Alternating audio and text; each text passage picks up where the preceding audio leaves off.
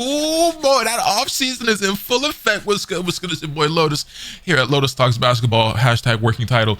But yeah, man, the offseason is in full effect. We're starting to see some player movement, and it's an exciting time to be a basketball fan. This is a trade that we kind of expected to go down, even though it doesn't look exactly how we thought. But the Pelicans and the Hawks have made a trade. Dejounte Murray is going to New Orleans. I think this is a great pickup for the Pels, and I'm excited to talk about it and see it in action in the coming season. But let's go ahead and talk a little bit about the trade package and what this means for both teams. But yeah, we expected this trade to happen. I didn't think it was going to happen today, and I didn't think the package was going to look like this. But basically, the Pelicans received Dejounte Murray, and the Hawks are getting Larry Nance Jr., Dyson Daniels, a 2025 first-round pick via the Lakers, and a 2027 first-round pick least favorable of Bucks and the Pels.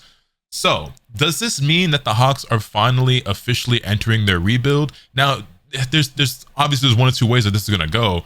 Either they continue to try to build around Trae Young, or they ship Trae Young off as well and just go full rebuild mode, building around Jalen Johnson, Zachary Risachet, who they obviously just drafted first overall, and their newly acquired player in Dyson Daniels. I really am curious what this means for Trae Young, because to me personally, I feel like it probably makes more sense for him and for the Hawks. I think it's within both parties' best interests to shop him around and see if we can find a new team for him. That might be easier said than done, but I know there are some teams out there that would love to have him. I bet the Miami Heat would love to have a young point guard like Trae Young running the show for them. I know that the Lakers obviously want to be involved every single time there's a star who's available. We're always involved in every single trade talk and rumor and everything like that. Realistically, I don't see Trae Young coming to the Lakers, but I would welcome him here with open arms. I have no idea what that package would look like, but yeah, I just don't think that's necessarily super realistic. But regardless, Dejounte Murray is coming off of a pretty good year with Atlanta, despite the fact that like the Trae Young Dejounte experiment didn't work out too well. We've obviously seen that Dejounte Murray is a very capable scorer. History shows us that he's a very capable defender as well when he wants to be. I believe he made an all-defensive team in the past. That's how he kind of like made a name for himself and was able to get on the floor in the first place. But we see this time and time again.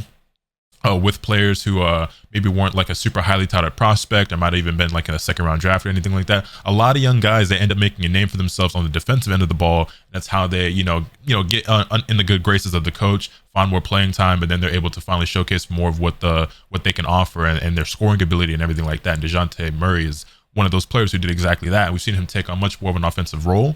But I think the Pelicans are a much more defensive minded team than the Hawks are. And I think even though he might have kind of been a little bit lazy on the defensive end, or just not been up to the caliber that we know that he can be. I think when you're playing with a team that has a different type of culture or mindset or system, and they are more defensive, you kind of buy into that more yourself. We've seen it as well with players where it's like I could defend, but why am I going to exhaust myself on both ends of the ball when no one else is? Or if we're just not that great of a team, it's like I'm going to go out here, get my buckets and do my thing, but I'm not about to be working myself ragged for us to be the 10th seed and then lose in the play-in or something like that. You know what I mean? I think there's a lot of players we've seen like that who like they have the tools and the capabilities and the skills and the awareness, the IQ and everything to be a good defender, but it's like, why am I about to bust my ass when we not even good? Like they really ain't even worth it. Let me go ahead and get my buckets and keep it pushing. Obviously, the Pelicans are in a pretty good stage right now with their team. They had, a decent showing in the playoffs, but health has been a concern for them. Obviously, CJ missed some time. Zion is always a big mystery, and he's going to continue to be a mystery when it comes to health. Obviously, a player with a really high ceiling and still a lot of potential that I don't think he's ever really lived up to. He's great when he's there, but hasn't amounted to be what a lot of people thought that he would be coming in at the first overall pick a few years back. But I like the way the roster is shaping up now. I don't really know what the starting lineup looks like for the Pelicans now because, okay, you got CJ, Dejounte Murray, right? That would be your backcourt. And then you're going to have Brandon Ingram and Zion. And who runs the center for you now? They did draft East Missy. I don't know if you're going to throw him as a rookie right into the starting lineup off rip. I believe Valanciunas is a free agent. So do you re-sign him? Are you able to get him back? Is he going to be the starting center? Like, I really don't know what you do center-wise from here. But I like the way the Pels are looking, generally speaking, center aside, because you have obviously now CJ, Dejounte, Brandon Ingram, Zion. You got Herb Jones, Trey Murphy III coming off the bench, Jose Alvarado. I don't know about you, but to me, that sounds like a pretty solid roster. Now, I don't really know how they stack up against the West because there are already teams in the West who are obviously better than them and made it further than they did in the playoffs. You got to imagine that some other teams are going to get even better. So, like, does this make them better than OKC? Does this make them better than Denver, Minnesota? Does this even make them better than Dallas? Only time will tell. I wouldn't personally take them over those teams just yet. But it definitely makes them more competitive, and that's obviously what you want to be. And then, of course, you have other teams out there like the Lakers ain't rolling over. You know what I'm saying? Obviously, I'm a Lakers fan, a little bit of bias, but we trying to compete. You know what I'm saying? Houston is obviously trying to get better. They just picked up Reed Shepherd, who's a shooter, who's going to add some scoring to their team. I'm not really looking too much at like the Suns or the Clippers, because the Suns, I just don't think that team is working out. And there's all these rumors right now about Kevin Durant being traded, which I don't really know if I buy that. But if he does end up moving again, I guess it wouldn't be that much of a surprise. The Clippers seem like they're falling apart. I believe they're saying Russell Westbrook might be leaving them in free agency. Obviously, things aren't going real well.